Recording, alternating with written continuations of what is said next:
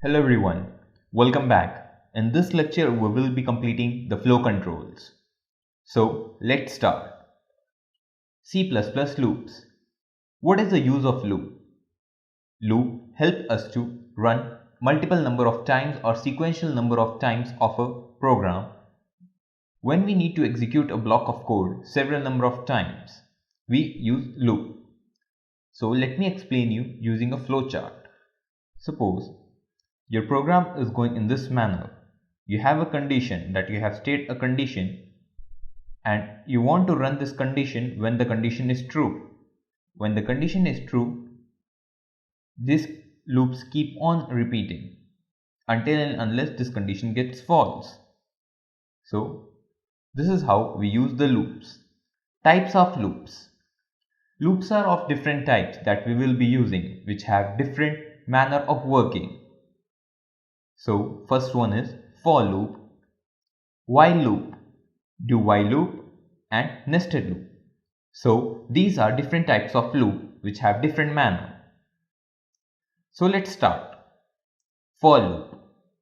A for loop is a repetition control structure that allows you to efficiently write a loop that needs to execute a specific number of time.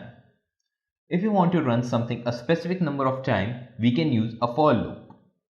The syntax for loop is for, we will be initializing our variable, then will be coming the condition, then we will be incrementing that variable. Inside the statements in the curly braces, we will be writing the statement that we have to run a multiple number of times. So let's see this through an example. Suppose this is your initialization. So you will be initializing. Then comes the condition.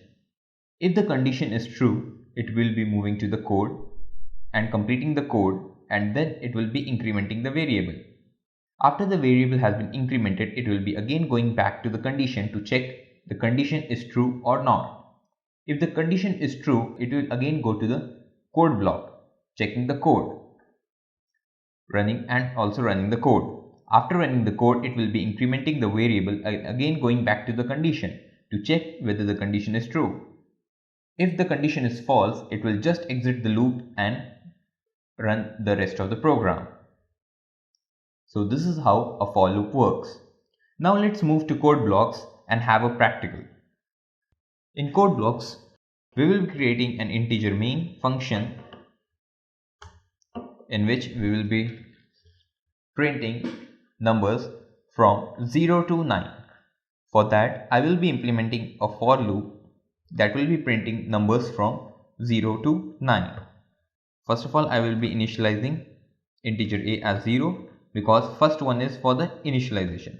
Then I will be putting the condition that if a should be smaller than 9, or we can say should be smaller or equal to 9.